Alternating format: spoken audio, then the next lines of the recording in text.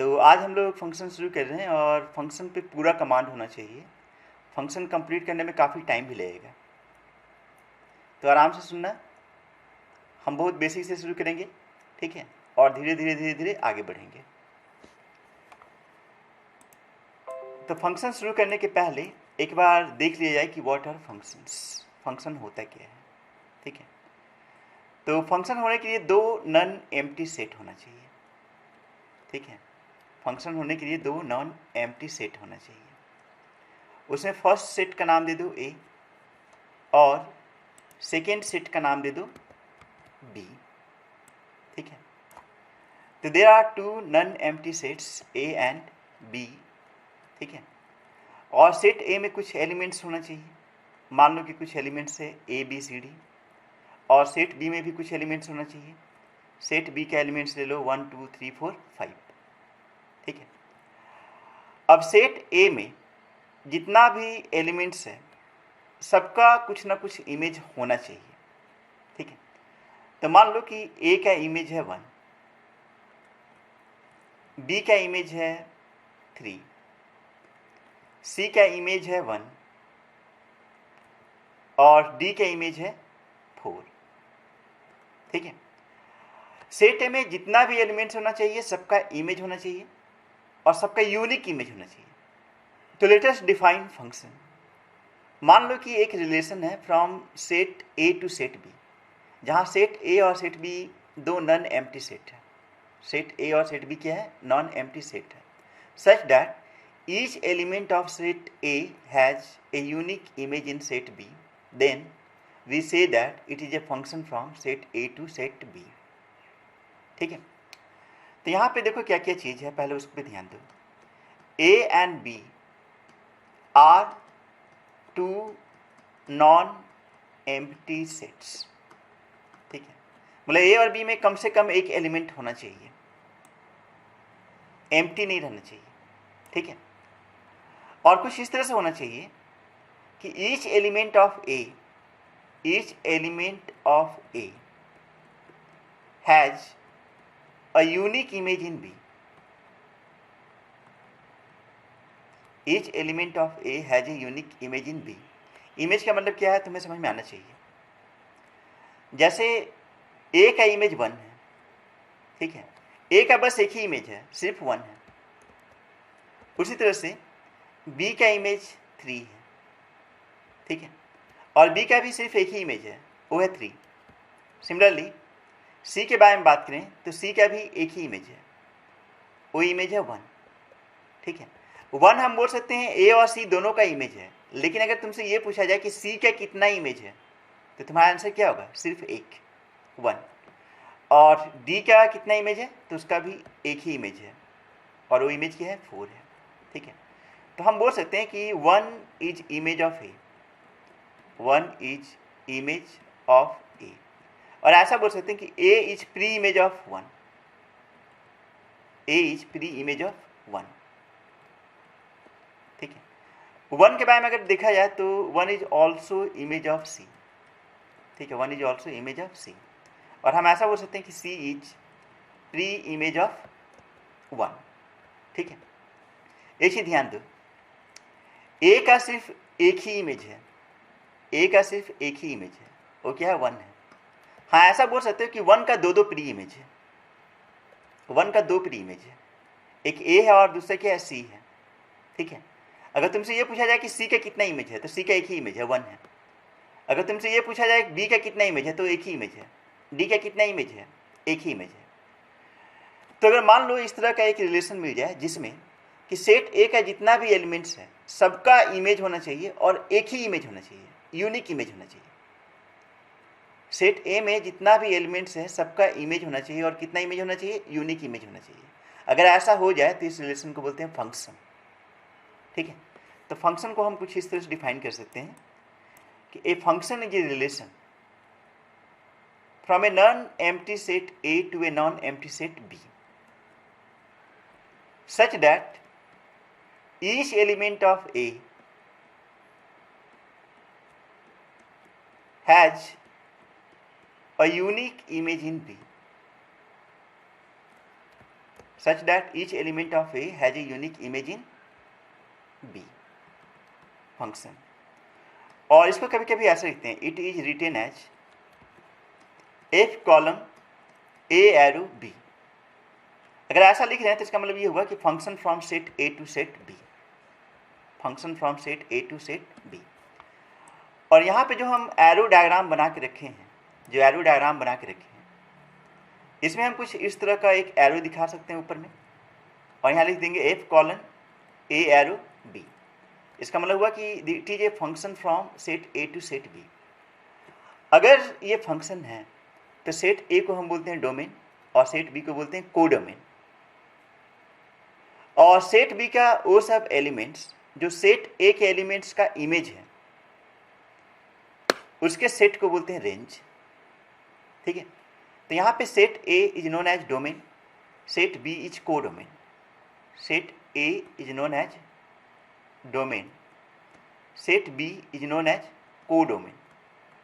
ठीक है, और जो सेट ऑफ इमेजेज होते हैं, set of images of elements of set A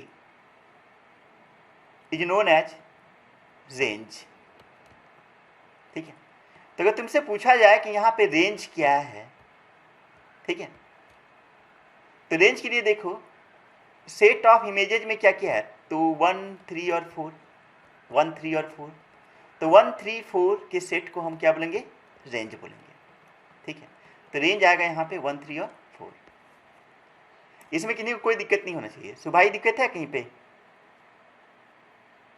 no sir. Manish?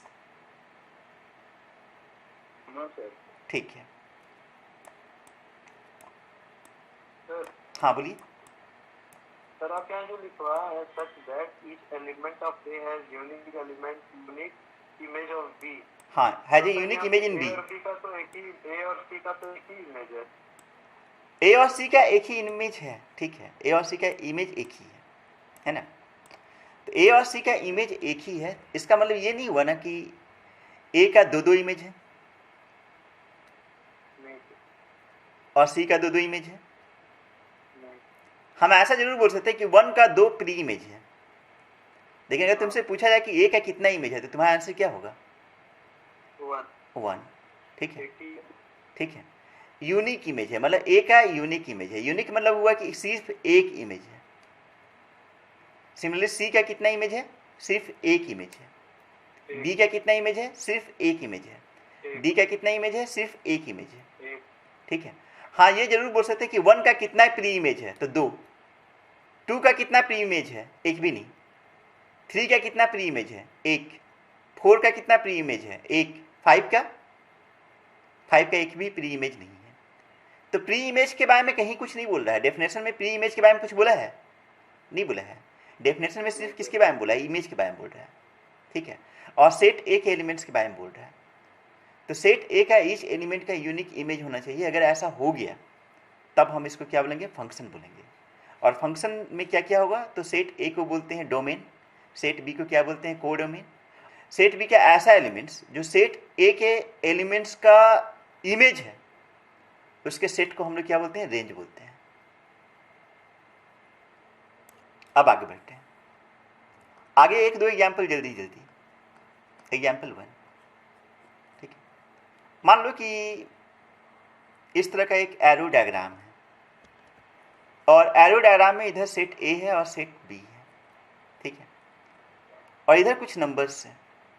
Numbers है -2, -1, 0, 1, 2। ठीक है, और इस साइड में कुछ नंबर्स हैं। नंबर्स है -8, -6, 1, 0। अच्छा, -1 भी ले लेते हैं।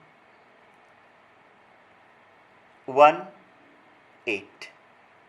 ठीक है, और रिलेशन कुछ इस तरह से है कि -2 का क्यूब इज -8। ठीक है, -1 का क्यूब इज -1, 0 का क्यूब इज 0, 1 का क्यूब इज 1 और 2 का क्यूब 8। ठीक है, दिस इज ए रिलेशन। अब तुमसे ये पूछा जाए कि क्या ये रिलेशन फंक्शन है, क्या ये रिलेशन फंक्शन है, ठीक है। तो फंक्शन का डेफिनेशन क्या होता है, each element of set A has a unique image in set B, ठीक है। तो यहाँ देखो सेट ए में टोटल कितना एलिमेंट्स है, 5 एलिमेंट्स है। क्या पांचों का इमेज है, पहला क्वेश्चन ये है कि क्या पांचों का इमेज है Yes, sir. पांचों का इमेज है, Yes, sir. ठीक है। और एक और दूसरा क्वेश्चन ये है कि क्या पांचों में कोई एक ऐसा है जिसका एक से ज्यादा इमेज है, नहीं सर। नहीं सर, हाँ सर। ठीक है। तो ऐसा एक भी नहीं है, तो इसका मतलब क्या हुआ, ये फंक्शन है, दिस इज ए फंक्शन, ठीक है। और अगर फंक्शन हुआ तो इसको हम ऐसे लिख सकते हैं F:A_B, मतलब function from set A to B, ठीक है। तो जो हम एरो डायग्राम बना के रखे हैं ये क्या है, it is a function, it is a function, ठीक है। अच्छा यहाँ पे एक चीज ध्यान दो कि अगर तुमसे ये पूछा जाए कि डोमेन क्या होगा, तो डोमेन होगा सेट ए, सेट ए का सारा एलिमेंट। ठीक है, मतलब पूरा सेट ए ही हो गया। हाँ अगर इसको और एलाबोरेट करके लिखना चाहते हो, एक्सप्लेन करके लिखना चाहते हो, तो सेट के अंदर लिख दो -2, -1, 0, 1, 2, ठीक है। उस तरह से अगर तुमसे ये पूछा जाए कि कोडोमेन क्या होगा, तो कोडोमेन होगा पूरा सेट बी, और अगर पूरा इसका एलिमेंट लिखना है तो हम इसको ऐसे लिख सकते हैं -8, -6, -1, 0, 0, 1, 8, ठीक है, ये कोडोमेन हुआ। और अगर आपसे पूछा जाए कि रेंज क्या होगा, रेंज क्या होगा, ठीक है, तो आंसर क्या होगा बताइए तो, -6 को छोड़ के सर 0, 1, 8। हाँ -8, -1, 0, 1 और 8। अब कुछ और चीज समझो, function from A to B को चाहें तो हम मैथमेटिकली ऐसे एक्सप्रेस कर सकते हैं f(x = x³), इसको मैथमेटिकली ऐसे एक्सप्रेस कर सकते हैं f(x = क्या ले सकते हैं, x³, ठीक है। यहाँ पे x डिनोट कर रहा है एलिमेंट्स ऑफ सेट ए, ठीक है। यहाँ पे x क्या डिनोट कर रहा है, तो एलिमेंट्स ऑफ सेट ए, ठीक है। और x³ क्या बता रहा है, x³ बता रहा है image of set A, element of set. x³ क्या है, image of element of set A, ठीक है। तो f(x = x³) में x है एलिमेंट ऑफ सेट ए और x³ क्या है, image of element of set A, ठीक है। जैसे अगर आपसे ये पूछ दें कि f(0) क्या होगा, तो आंसर होगा 0 का क्यूब, और 0 का क्यूब क्या मिलेगा, 0 मिलेगा, ठीक है। तो अगर आपसे इन जनरल ये पूछा जाए कि f(x) क्या रिप्रेजेंट कर रहा है, f(x) क्या रिप्रेजेंट कर रहा है, ठीक है, तो f(x) हम बोल सकते हैं कि एक तरह से ये इमेज रिप्रेजेंट कर रहा है। f(x) क्या रिप्रेजेंट कर रहा है, इमेज रिप्रेजेंट कर रहा है, क्योंकि f(x) अल्टीमेटली x³ के बराबर है, ठीक है, और x³ से मिल क्या रहा है, इमेज मिल रहा है, ठीक है। हाँ f(x) में x क्या रिप्रेजेंट कर रहा है, तो f(x) में x रिप्रेजेंट कर रहा है कि element of set A, element of समझ में। तो f(x) पूरा रिप्रेजेंट कर रहा है image of element of set A, और सिर्फ x क्या रिप्रेजेंट कर रहा है, तो एलिमेंट ऑफ सेट ए, ठीक है। तो ये जो फंक्शन है, इस फंक्शन को हम चाहें तो लिख सकते हैं f(x = x³), समझ में आया।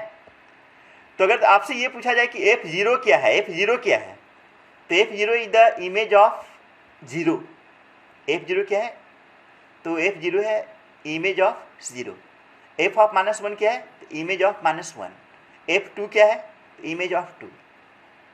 क्लियर, यहाँ पे कोई डाउट किन्हीं को नहीं, ठीक है। चलो अब नेक्स्ट एग्जाम्पल लेते हैं, एग्जाम्पल 2। यहाँ फिर हम एरो डायग्राम बनाते हैं, और मान लो कि कुछ इस तरह से सेट ए का एलिमेंट्स है -1, 0, 1, 2, ठीक है। और सेट बी में कुछ इस तरह से दिया हुआ है कि 0, 1, 2, 3, ठीक है। हम एक इस तरह का रिलेशन में इंटरेस्टेड हैं कि सेट ए का एलिमेंट्स का स्क्वायर निकालना है, ठीक है। तो -1 का स्क्वायर क्या होगा, 1, 0 का स्क्वायर क्या होगा, 0, 1 का स्क्वायर क्या होगा, 1, और 2 का स्क्वायर क्या होगा, 4, 4 सेट बी में है ही नहीं, मतलब 2 का कोई भी इमेज नहीं है, टू का कोई भी इमेज नहीं है, ठीक है। तो आप बताइए क्या ये रिलेशन फंक्शन है? क्या ये रिलेशन फंक्शन है? नहीं है, ठीक है। यहाँ फंक्शन का कौन सा टेस्ट ये फेल कर गया? तो फंक्शन डिफाइन करने के लिए दो चीज़ होते हैं। पहला चीज़ होता है each element of set A, ठीक है, और दूसरा होता है has unique image in set B. तो दो इंपॉर्टेंट वर्ड है, each element of set A पहला, और दूसरा unique image in set B, ठीक है। तो यहाँ पे देख रहे हैं कि पहला वाला ही फेल हो जा रहा है, ईच एलिमेंट ऑफ सेट ए। तो सेट ए का बस 3 एलिमेंट का ही इमेज है। हाँ, ये अलग बात है कि उन तीनों का यूनिक इमेज ही है, ठीक है, लेकिन टू का तो कोई इमेज नहीं है, टू का कोई इमेज नहीं है, तो this is not a function, ठीक है। इसके बाद अगर ये फंक्शन नहीं है तो डोमेन, रेंज, ये सब के बारे में बात ही नहीं करेंगे, ठीक है, और ना ही कोडोमेन के बारे में बात करेंगे, कुछ किसी चीज़ के बारे में बात नहीं करेंगे। अभी हम सिर्फ फंक्शन में इंटरेस्टेड हैं, रिलेशन में इंटरेस्टेड नहीं है, ठीक है। It is not a function. Function क्यों नहीं है? तो because two has not any image in set B. Next example, example 3।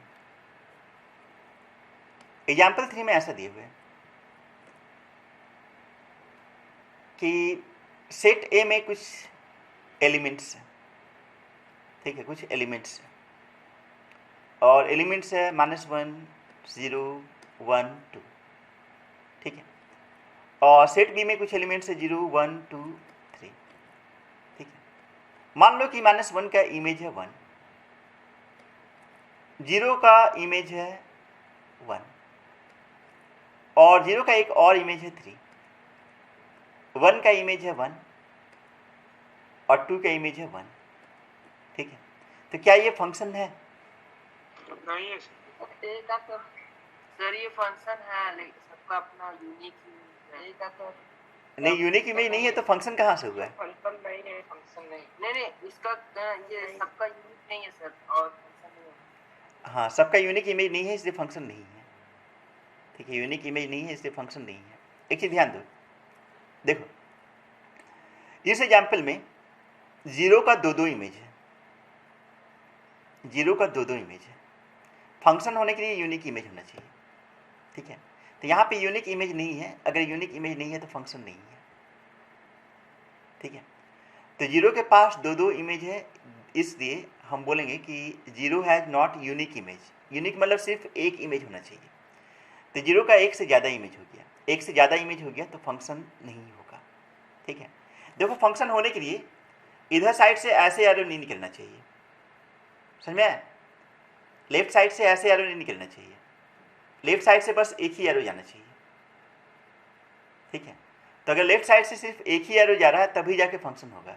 अगर लेफ्ट साइड से ऐसे निकल गया एरो या ऐसे निकल गया एरो, मतलब एक से ज़्यादा अगर एरो निकल जा रहा है लेफ्ट साइड से, ठीक है, तब उसके इसमें फंक्शन नहीं होगा, समझ पाए? तो यहाँ पे this is not a function, it is not a function. क्यों नहीं फंक्शन है? बिकॉज 0 हैज 2 इमेजेस, 2 इमेजेस, मतलब यूनिक इमेज नहीं है। यूनिक का मतलब सिर्फ एक ही इमेज होना चाहिए, सिर्फ एक ही इमेज होना चाहिए, समझ में आया? तो अब क्लियर हो गया फंक्शन? ठीक है, चलिए अब आगे बढ़ते हैं। अब हम एक एग्जाम्पल लेते हैं। सपोज कुछ इस तरह से दिया हुआ है कि एक फंक्शन है from set A to set B, एक फंक्शन है from set A to set B, ठीक है। अगर ऐसा लिख दिया जाए कि function from set A to set B, तो आपको तुरंत बता देना चाहिए कि ए क्या है, डोमेन है या कोडोमेन है। ए क्या है? डोमेन है, और बी क्या है? डोमेन सर, कोडोमेन है, ठीक है। तो अगर ऐसा लिख दिया function from set A to set B, तो ऐसा लिखते के साथ ही आपके दिमाग में चला जाना चाहिए कि A is domain and B is codomain, ठीक है। मान लो कि ऐसा दिया हुआ है कि ए अल्टीमेटली आर के बराबर है, ए क्या है? आर के बराबर है, और बी भी आर के बराबर है, तो हम मान लीजिए कि set A is set of real number and set B is set of real numbers, ठीक है। और फंक्शन हम कुछ इस तरह से डिफाइन कर रहे हैं, f x equal to x square. Function ऐसे डिफाइन किए, f x equal to x square, ठीक है। तो अगर आपसे ये पूछा जाए कि 1 का इमेज क्या होगा, तो आंसर क्या होगा? 1 का इमेज को हम एफ ऑफ 1 लिख सकते हैं, तो 1 का स्क्वायर मतलब कि 1। अगर आपसे ये पूछा जाए कि -1 का इमेज क्या होगा, तो -1 का स्क्वायर, वो भी 1 आएगा, ठीक है। अगर आपसे ये पूछा जाए कि कोई एक ऐसा रियल नंबर बताओ जिसका स्क्वायर एग्जिस्ट नहीं करता है, एक ऐसा रियल नंबर बताओ जिसका स्क्वायर एग्जिस्ट नहीं करता है, तो तुम्हारा आंसर क्या होगा? सर एक भी नहीं। एक भी नहीं। और दूसरा, अगर तुमसे ये पूछा जाए कि एक ऐसा रियल नंबर बताओ जिसका दो स्क्वायर एग्जिस्ट करते हैं, तो तुम्हारा आंसर क्या होगा? एक भी नहीं, ठीक है। तो हम यहाँ पे देख सकते हैं कि अगर हम ऐसा लिखें कि f x equal to x square है, जहाँ एक्स एक रियल नंबर है, एक्स क्या है? रियल नंबर है। एक्स ऑब्वियसली कहाँ से लिया जाता है? आपको बताया था, एक्स कहाँ से लिया जाता है? सेट ए से। एक्स कहाँ से लिया जाता है? सेट ए से। और एफ एक्स क्या रिप्रेजेंट करते हैं? तो इमेज ऑफ एक्स।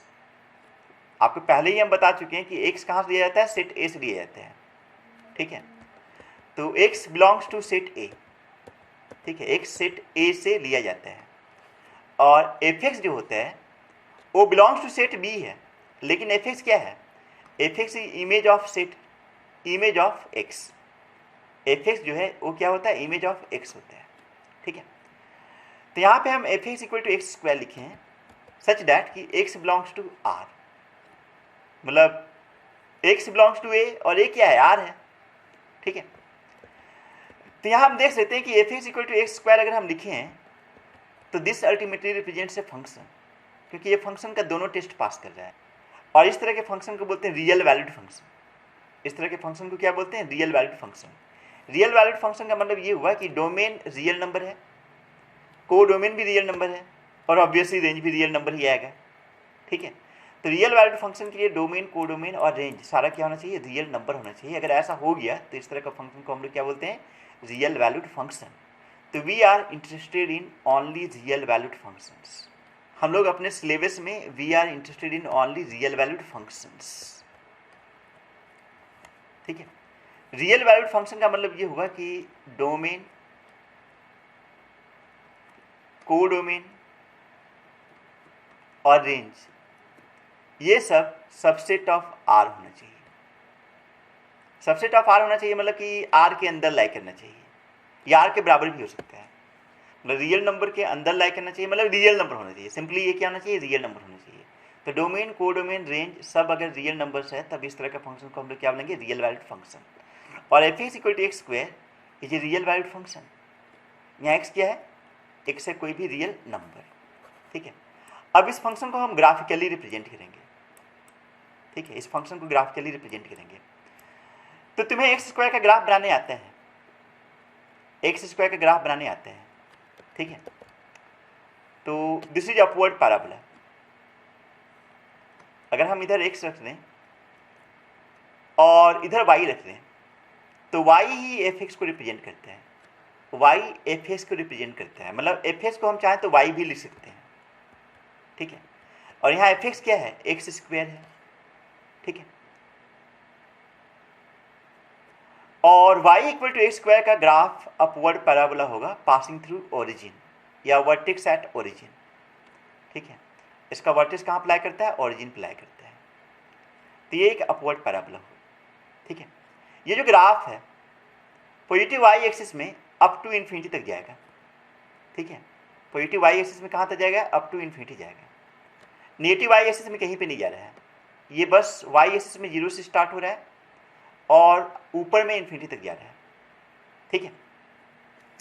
और अगर एक्स एक्सिस के बारे में बात करें तो ग्राफ एक्स एक्सिस में अप टू इन्फिनिटी जा रहा है, और नेगेटिव एक्सिस के बारे में बात करें तो वो ग्राफ कहाँ तक जा रहा है? Up to minus infinity. देखो ये ग्राफ इधर ऊपर में जा रहा है तो ये राइट साइड में भी तो जा रहा है। तो अगर ऊपर ये इन्फिनिटी तक जाते जा रहा है तो राइट साइड में भी ये इन्फिनिटी तक चला जाएगा, ठीक है। सिमिलरली लेफ्ट साइड में ग्राफ ऊपर जा रहा है तो ग्राफ लेफ्ट साइड में भी एक्सपैंड होते जा रहा है, ठीक है। अगर इस ग्राफ को हम और बनाना चाहें तो ये ग्राफ इधर साइड में ऐसे एक्सपैंड होते जाएगा और इधर ऐसे एक्सपैंड होते जाएगा, ठीक है। तो ग्राफ हम देख सकते हैं कि ऊपर की तरफ इन्फिनिटी की तरफ जा रहा है, मतलब वाई एक्सिस में ऊपर की तरफ इन्फिनिटी की तरफ जा रहा है। स्टार्ट हुआ कहाँ से? ओरिजिन से, ठीक है। और एक्स एक्सिस के बारे में बात करेंगे तो एक्स में राइट साइड में प्लस इन्फिनिटी तक जा रहा है और लेफ्ट साइड में कहाँ तक जा रहा है? माइनस इन्फिनिटी तक जा रहा है, ठीक है। तो ग्राफ में कुछ चीज़ ऑब्जर्व कर रहे हैं, ठीक है, कि ग्राफ का projection of graph on x axis, projection of graph on axis का मतलब ये हुआ कि ग्राफ एक्स एक्सिस पे कहाँ से कहाँ तक स्ट्रेच्ड है, ठीक है। Projection of graph on axis का मतलब ये हुआ कि ग्राफ एक्स एक्सिस में कहाँ से कहाँ तक स्ट्रेच्ड है, ठीक है। यहाँ पे कहाँ से कहाँ तक है? तो माइनस इन्फिनिटी से इन्फिनिटी तक है, ठीक है। और माइनस इन्फिनिटी से इन्फिनिटी को आर भी बोलते हैं, माइनस इन्फिनिटी से इन्फिनिटी को हम लोग क्या बोलते हैं? आर भी बोलते हैं, ठीक है। Similarly projection of graph on y axis कहाँ से कहाँ तक है? तो 0 से स्टार्ट हुआ, इन्फिनिटी तक गया है, 0 पे क्लोज्ड है, इन्फिनिटी तो ओपन ही रहता है, ठीक है। अब कुछ और चीज़, इसके बाद नेक्स्ट ये देखो, अगर कोई भी लाइन हम वाई एक्सिस के पैरेलल ड्रॉ कर दें, अगर कोई भी लाइन वाई एक्सिस के पैरेलल ड्रॉ कर ले, ठीक है, तो ये ग्राफ पे बस एक ही जगह पे इंटरसेक्ट करेगा, एक से ज़्यादा जगह पे इंटरसेक्ट नहीं करेगा, ठीक है। अगर कोई भी लाइन वाई एक्सिस के पैरेलल अगर ग्राफ पे बस एक ही जगह पे इंटरसेक्ट करे, ठीक है, तो दिस रिप्रेजेंट्स ए फंक्शन, और इसका मीनिंग ये होता है कि किसी एक एक्स के लिए बस उसका एक ही इमेज है। वाई एक्सिस के पैरेलल लाइन ग्राफ पे एक ही जगह पे इंटरसेक्ट कर रहा है, इसका इनडायरेक्ट मीनिंग ये हुआ कि किसी पर्टिकुलर एक्स का बस एक ही इमेज है, ठीक है। सपोज अगर ऐसा हो जाए, इस तरह का हो जाए, इस तरह का एक ग्राफ हो जाए और वाई एक्सिस के पैरेलल एक लाइन ड्रॉ कर दी है, ठीक है, तो ये ग्राफ पे तीन तीन जगह पे इंटरसेक्ट कर रहा है। मान लो कि ये एक्स एक्सिस है और यहाँ पे 1 है, ठीक है, तो इसका मतलब ये हुआ कि 1 का तीन तीन इमेज है। अगर ये ग्राफ पे 3 जगह पे इंटरसेक्ट कर रहा है तो इसका मीनिंग क्या हुआ? 1 का तीन तीन इमेज है। अगर 1 का तीन तीन इमेज हो गया तो ये आप बताइए, रजत आप बताइए कि क्या ये फंक्शन होगा? नहीं होगा। फंक्शन होने के लिए क्या होना चाहिए? 1 का बस एक ही इमेज होना चाहिए, ठीक है। अगर वाई एक्सिस के पैरेलल कोई भी लाइन ग्राफ पे एक ही जगह पे इंटरसेक्ट करे तो graphically it represents a function. उसका रीजन ये हुआ कि किसी पर्टिकुलर एक्स का बस एक ही इमेज है, मतलब यूनिक इमेज है, ठीक है। इस चीज़ को बोलते हैं vertical line test, vertical line test. हम यहाँ जो फंक्शन कंसीडर कर रहे हैं ये फंक्शन है f(x = x², x belongs to R), ठीक है। तो अगर आपसे ये पूछा जाए कि इस फंक्शन का डोमेन क्या है, तो आंसर क्या होगा? All real number. Codomain question में दे दिया है ऑल रियल नंबर। और अगर तुमसे पूछा जाए कि इसका रेंज क्या होगा, तो रेंज क्या होता है? सेट ऑफ इमेजेज, और इमेज को हम रिप्रेजेंट कर रहे हैं f(x) से, और f(x) क्या है? x² है, ठीक है, मतलब रियल नंबर का स्क्वायर है। किसी भी रियल नंबर का स्क्वायर नेगेटिव नहीं होते हैं, वो नॉन नेगेटिव होते हैं। तब इस क्वेश्चन में अगर आपसे ये पूछा जाए कि ये जो फंक्शन f(x) है इसका डोमेन क्या है, तो डोमेन तो ऑल रियल नंबर होगा। डोमेन क्या होगा? All real number. अगर आपसे ये पूछा जाए कि कोडोमेन क्या है, तो कोडोमेन क्वेश्चन में दिया हुआ ऑल रियल नंबर।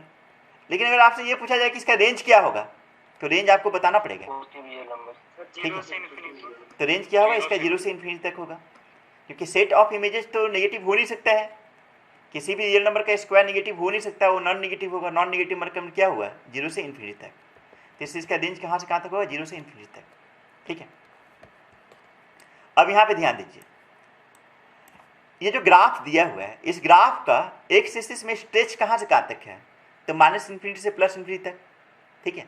तो एक्स एक्सिस में जो स्ट्रेच होता है या एक्स एक्सिस में जो प्रोजेक्शन होता है वो रिप्रेजेंट करता है डोमेन को, और वाई एक्सिस में जो प्रोजेक्शन होता है वो रिप्रेजेंट करता है रेंज को, ठीक है। तो हम ऐसा बोल सकते हैं कि एक्स एक्सिस में जो प्रोजेक्शन है वही डोमेन है। तो projection of graph on x axis, projection of graph on x axis represents its domain. ठीक है, तो फंक्शन का जो डोमेन होगा, फंक्शन का जो डोमेन होगा वो उसका स्ट्रेच होगा ऑन एक्स एक्सिस। ठीक है, और projection of graph on y axis represents its range. तो रेंज यहाँ पे 0 से इन्फिनिटी है। ठीक है, और ग्राफ के लिए क्या है, इसका स्ट्रेच ऑन वाई एक्सिस। समझ में आया? नेक्स्ट एग्जाम्पल में ऐसा दिया हुआ है कि y equal to under root 1 minus x square.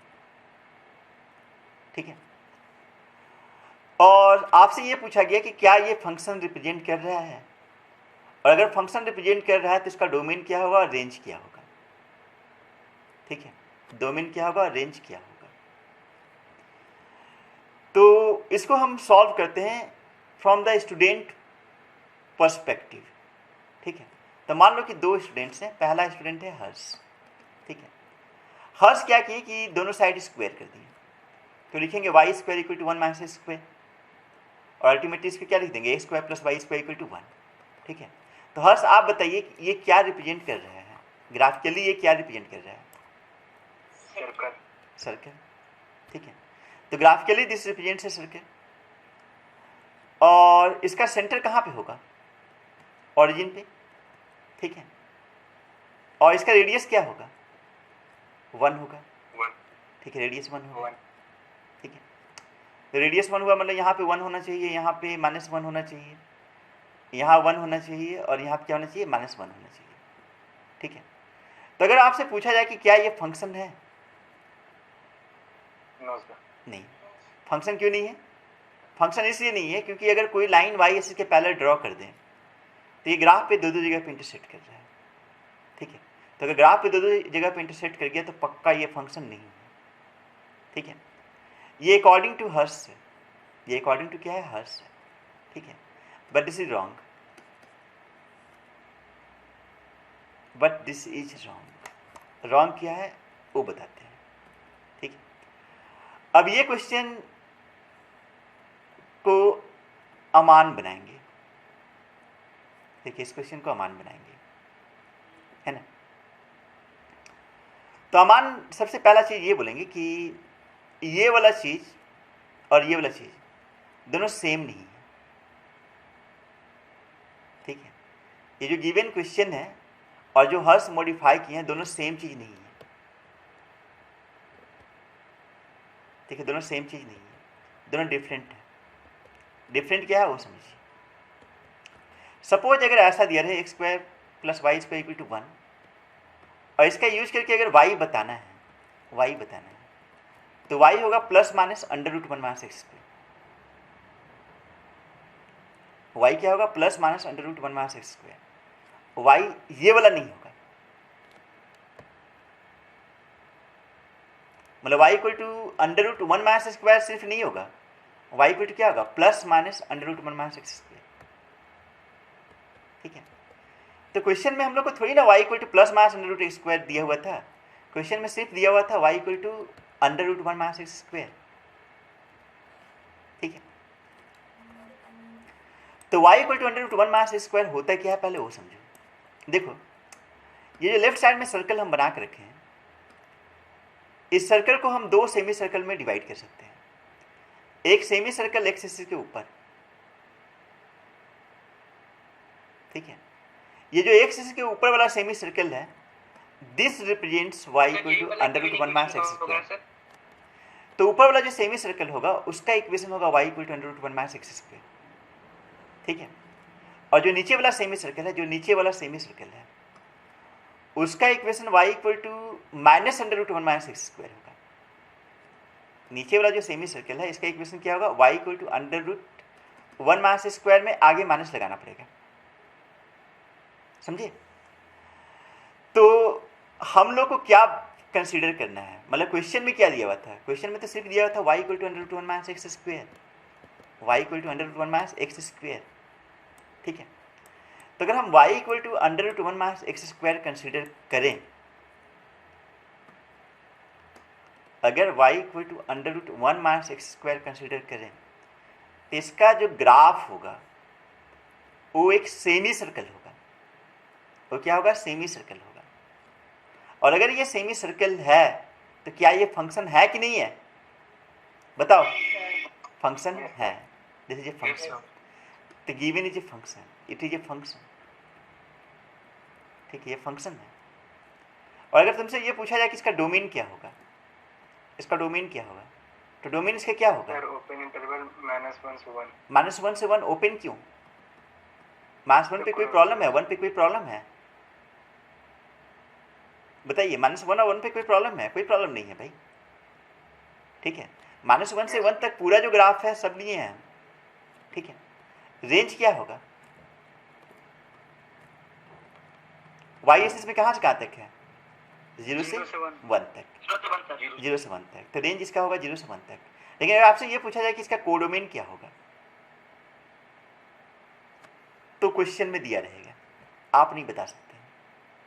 ठीक है, कोडोमेन हमेशा क्वेश्चन में दिया रहेगा, आप नहीं बता सकते हैं। ठीक है, आप बस डोमेन और रेंज बता सकते हैं। आगे बढ़ते हैं। अगर आपसे ये पूछ दिया जाए कि y equal to -√1 minus x square, y equal to -√1 minus x square, ठीक है, तो ये क्या रिप्रेजेंट कर रहा होगा? सेमी सर्कल, वाला एक्स एक्सिस के नीचे वाला। ठीक है, तो बताइए नीतीश, ये फंक्शन रिप्रेजेंट कर रहा है कि नहीं कर रहा है?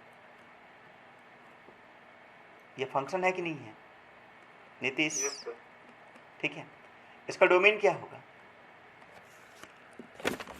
-1 से 1। तो -1 से 1 तक। क्लोज या ओपन?